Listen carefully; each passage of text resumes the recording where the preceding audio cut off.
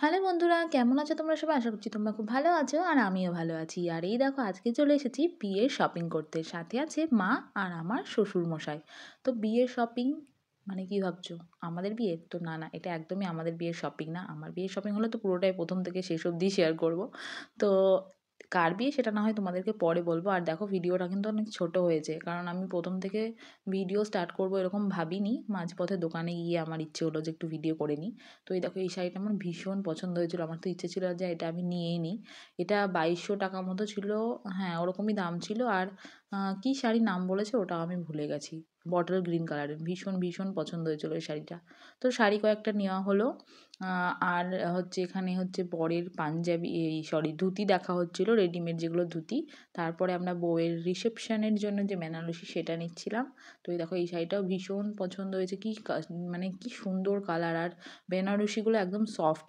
আর এটা ছিল কাতান বেনারসি। আরও কয়েকটা শাড়ি দেখিয়েছিল, তবে এগুলো বেশ ভালো লাগেনি। যে সফট বেনারসি যেটা বলছে এগুলোই বেশি ভালো লাগছিল। তো আমি বললাম এগুলোর মধ্যে কয়েকটা দেখাতে।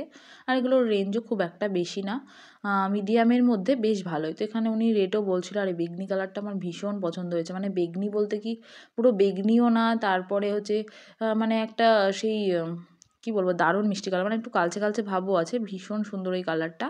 আর তারপরে ছিল এই যে এই কালারটা, এটা হচ্ছে আকাশি ধরনের কালার। তোমাদের কোন শাড়িটা বেশি পছন্দ হচ্ছে অবশ্যই কিন্তু কমেন্ট করে জানিও। আর এগুলোর শর্টস আমি অলরেডি আপলোড করে দিয়েছি, তোমরা হয়তো দেখেছো। বাট তোমরা কিন্তু কেউ কমেন্ট করো না। তোমরা কমেন্ট করবে, তোমাদের মতামত জানাবে, তাহলে তো আমার ভিডিও করতে আরও উৎসাহ বাড়বে, তাই না বলো? তো তোমরা কিন্তু অবশ্যই কমেন্ট করে জানিও তোমাদের কোন শাড়িটা পছন্দ হয়েছে। আর এখানে ওই কাকুটা আরও একটা শাড়ি দেখাচ্ছিলো, মানে আরও কাস্টমার ছিল তো ওই জন্য। আর এদিকে দেখো এতগুলো বেনারসি বের করেছে। আর যেহেতু বলেছিলাম রিসেপশনের জন্য নেব, সেই জন্য রেড কালার দেখায়নি। বাট আমি একটা রেড কালার দেখতে চেয়েছিলাম, তো একটুখানি দেখেছিলাম, ওটা আর আমি ভিডিও করিনি। তো এই যে পিঙ্ক কালারের শাড়িটা আমরা সিলেক্ট করি ব্রাইডের জন্য। আর এই যে এই শাড়িটা দেখছো, এটাও কিন্তু খুব পছন্দ হয়েছিল। তবে এই শাড়িটার না একটু জায়গায় জায়গায় দাগ ছিল, সেই জন্য ওটা আর নিইনি, কিন্তু পছন্দ হয়েছিল।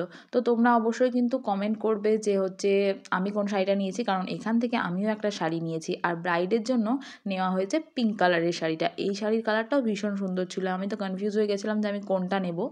আর এদিকে একটা মারুন কালারের ছিল, ওটা তো খুলেও দেখিনি। জাস্ট অনেক শাড়ি ছিল, কয়েকটা দারুণ দারুণও ছিল। যেমন হয়, মেয়েরা তো বেশি দেখলে মানে চোখ ধাঁধিয়ে যায়, তো আমারও সেরকম ব্যাপার। তো তারপরে নেওয়া হলো এই যে পাঞ্জাবিটা, তো বরের জন্য যেটা লাগবে। তো যেহেতু ধুতি নেওয়া হয়েছে, তো পাঞ্জাবিও একটা নেওয়া হলো।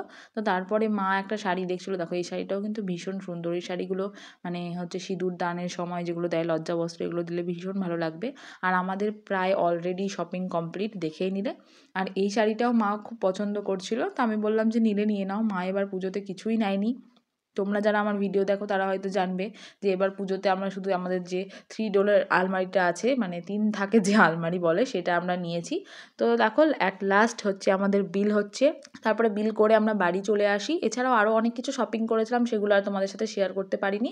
তো চিঙ্কি তো আমার এই যে শ্বশুরমশাইকে দেখে খুব আনন্দ পেয়েছে। প্রথমে একটু ভুগছিল, কারণ নতুন কাউকে দেখে একটু ওরকম করে। তারপরে দেখো কি সুন্দরভাবে আদর করছে। এই ভিডিওটা এতটুকুই, দেখা হচ্ছে পরের ব্লগে। বাই।